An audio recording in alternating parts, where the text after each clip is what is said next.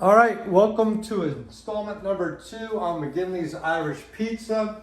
Hello, Fergus. Here we go. I have warmed 375 grams of water, again, 90 degrees or so. Put it in my bowl. 25 grams of salt today, not the first day, but today. Goes in first. Swirl that around until I know the nice warm water has melted my salt in, and I have salt water. I have taken from the refrigerator what we made the other day. If you can see, I now have bubbles and it's risen. If I was hoping to do this today, I'd leave this out for a little bit more. I would have let it rise up a little bit more before I put it away. But this is Tuesday and I'm making my pizza on Friday. So I'm happy that it's not going crazy because it's like a fire. If it burns too fast, it's gonna burn out. All right, so now I'm taking this. One hand is gonna be dirty, the other hand we're gonna try to keep clean. And in goes my starter. And you remember how I had you mess around with your hand and squeeze it and whatever else. I also try to take some of the water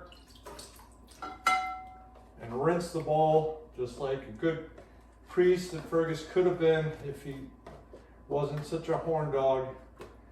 And we're washing things out to get a good amount of the starter. I'd probably do this a little bit more, but I'm gonna move the video along. So I have my starter going.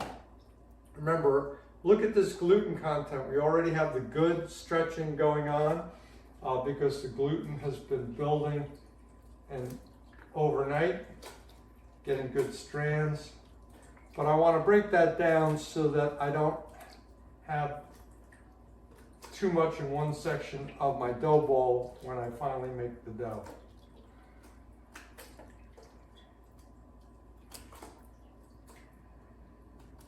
Okay, excuse me one moment.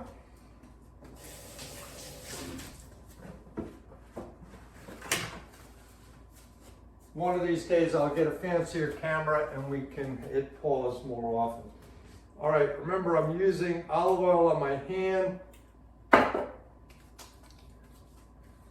as a coating to keep things from sticking too much.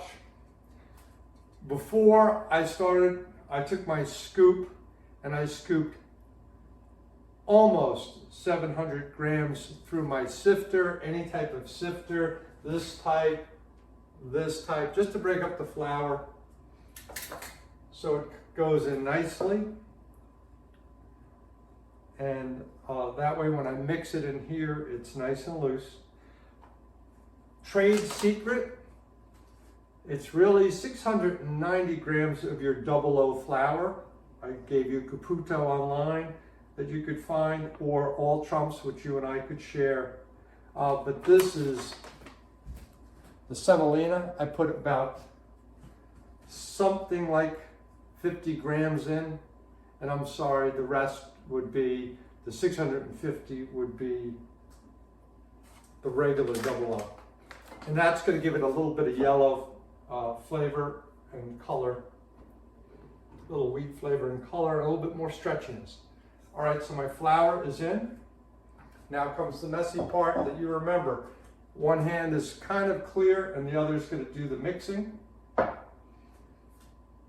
And Fergus, I want you to measure out, I know what it looks like, a half of a quarter cup, 1/2 of that. So take your quarter cup, which everybody should have, a measuring cup like that, and put in half of that. Once I've started to mix this nicely, and it's starting to get a little shaggy, I'm gonna put in that amount of olive oil.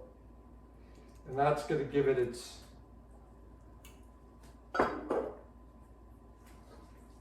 help to give it its softness and ability to stretch down the road, because we want a dough that rises, is light, flaky, but chewy. And we also want one that stretches so that when we try to stretch it out on pizza making day, we don't put a lot of holes in it. All right, so I now have my shaggy bowl that you saw before.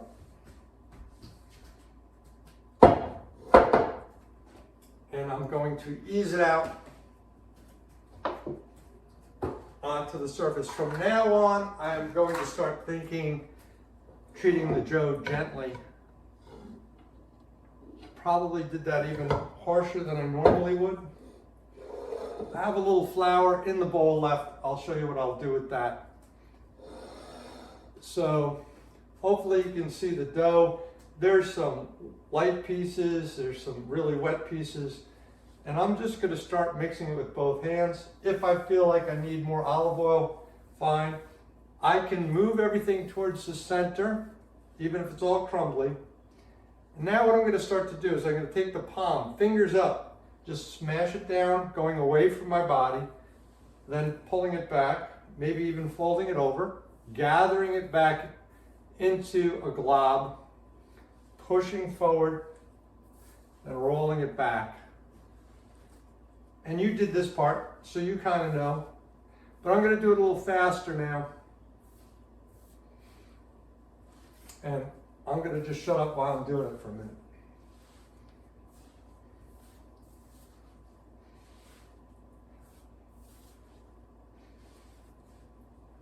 If I see the dough is getting a little wet in a spot and I see some flour on the table, that's a perfect spot. It's a little wet right here. I see the flour, whoop, I push it right onto it so that the wet spots are starting to pick up the extra flour that's on my work surface.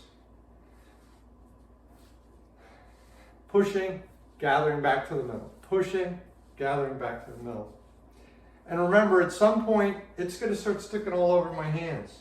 When that happens, two things. Roll it around and pick up everything that's on your workstation. And in my bowl, I still have some flour that's stuck to the sides. I can gently put it back in the bowl, roll it around, scrape the sides of the bowl,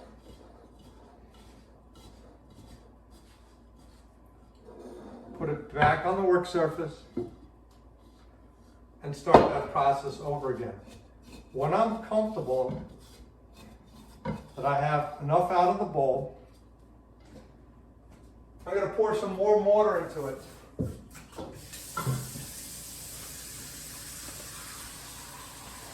I'm still working on this. And it's okay to walk away from it from time to time. You don't want to walk away too long because you don't want the top to dry out. If you have to walk away for a longer period of time, we're going to cover it. We'll talk about that in a minute.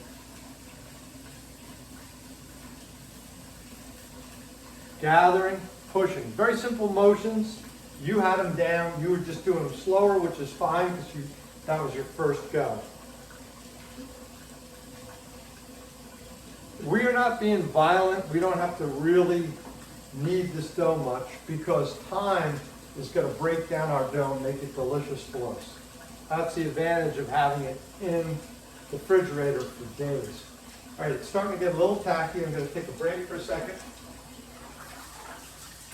Rinsing my hands just a little bit.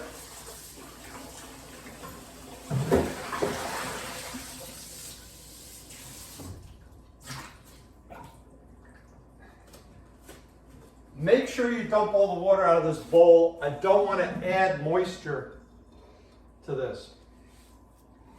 I want to keep with the ratio of water and flour. So I'm not adding flour to my work surface. I am not adding water in the bowl or whatever. You can start to see it. Now I'm starting to really feel the tackiness.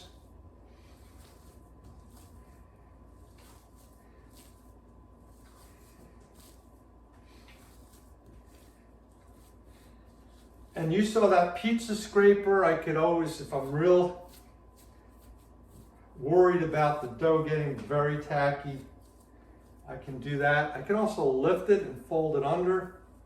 But right now, it's starting to get real sticky again. So I've done about as much as I can with this without letting time help me. So now I'm tapping it a little bit. olive oil on my hands. Tap, tap, tap. And I'm tapping it not just for fun, but because I'm not trying to press it down. This is now nicely coated with olive oil. That's one of the reasons I only do that half of a quarter cup. The other half is coming in while I'm adding all this to my hands or topping. I'm double checking. I have some drips I don't want. So I make sure that my bowl is warm, but out of water, covering that. And I'm gonna say goodbye to you for a few minutes, come back in about 15 or 20, check the bowl. If it starts to look good, then what we're gonna do is work it again. Maybe a half hour tops. Depends on room temperature. In the middle of the winter, might be closer to a half hour. Summertime, 15 minutes, something like that. If it has all olive oil on it and the bowl's covering it, she's good. You don't have to worry about her drying out. See you in a few. Okay, Fergus, this is part 2 of day 2. And I'll try to move this over for a minute to see if we can get it into the shot. But I'm looking at this and it's obviously gotten a little creamier. It still has some lumps in it, but my waiting period has worked for me. If you start working with it and it gets immediately very sticky, go ahead and just cover it back up for another 10 minutes or so and you can try it again. One of the things I did, and I'm doing it here now for the beginning because I washed my hands and as you can see I cleaned up. Also did something. Obviously I'm not using any spray or anything like that on the countertop, but I did wipe around because I want that friction. So I don't want to coat it with flour. I don't want olive oil out here. And in fact, try to minimize the use of olive oil on your hands. I think I stumbled, but I'm going to tell you again the ratios of flour, etc. I use 650 grams of double O, that's the white pizza flour. I add 50 grams of the Selmolina for a total of 700 grams today, plus the starter mix that we already talked about. And the water is again 375 grams warmed up to 90 degrees. 25 grams of salt, about 20 grams of olive oil if you're that anal and you want to measure it out. So here we go. I'm using the gathering approach that you and I went over last time, okay? So I'm going to try to drag it, and then if I have to move it, I'm lifting carefully and I'm not forcing it down, I'm placing it down. Dragging. Now I'm very olive oily right now and I'm not getting the friction I want, so I'm moving it around the table. But I definitely already have the consistency. So I need some more room here. Normally I can get away with what I just did, but I probably shouldn't have put any olive oil on my hands. So I'm moving it far over here where it's nice and dry and dragging it, and immediately I feel it roll. If it starts to squeak under my hands, I stop and I might lift it back over and drag it again or just slow down. But I'm cupping it way at the bottom like a squeegee. I'm going to just show you. I still have some lumps. Okay, so I'm not done yet. And I can even take a break here. I can walk away from this. It's going to keep working. If I walk away from it to clean up, answer the phone, do whatever, fine. But within 3 to 5 minutes, I better have that oiled and covered, or at least a bowl over it. So I try to keep going, but I keep a nice pace. Now really, even that just break I took has let it start to do its magic. It's grabbing and pulling. The outside is getting less bumps just by doing this motion.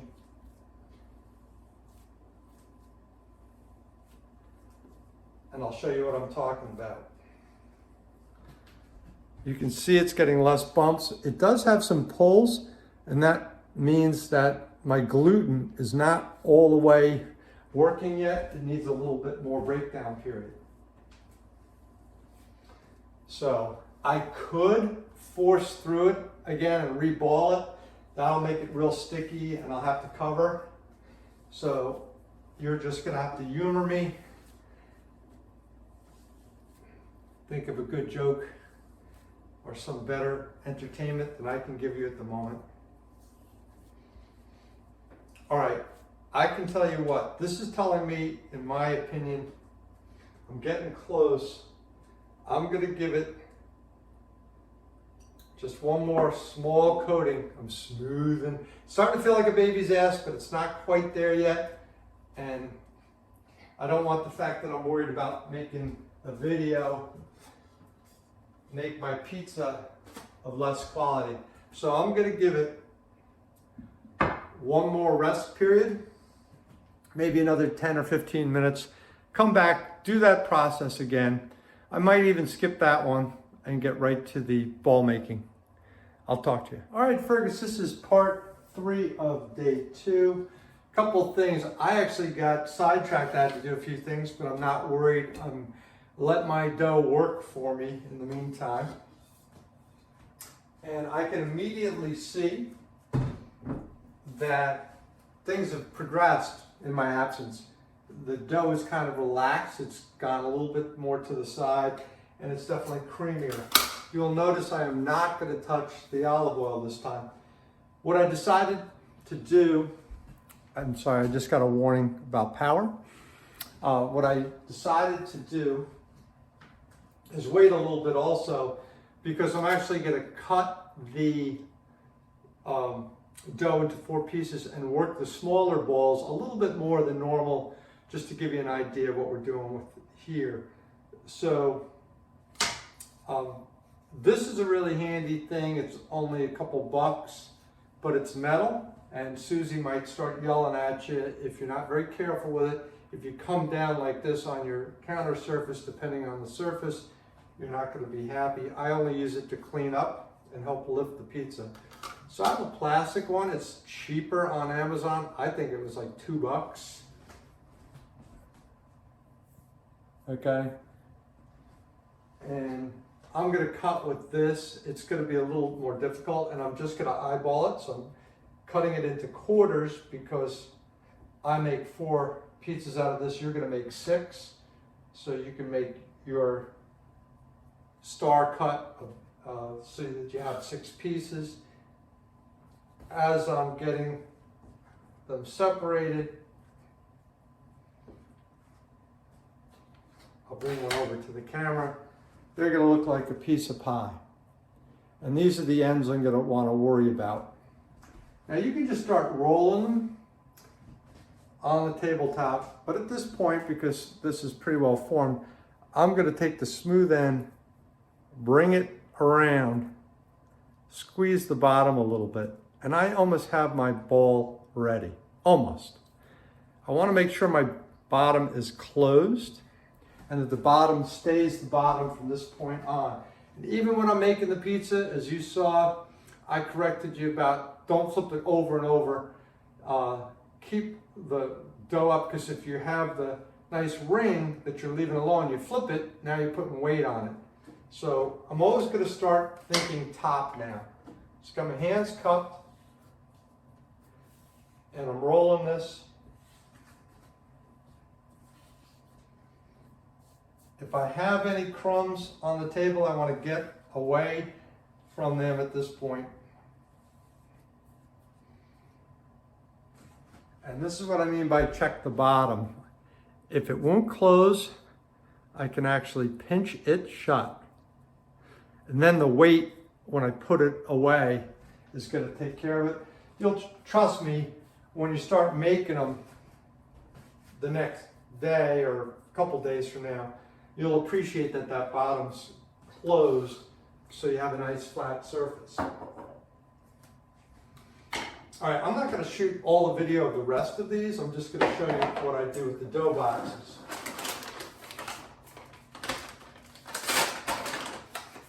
I would do the other balls, and then I'm going to, I have a little fancy thing because I do this every week. Up until then, I just took my hand.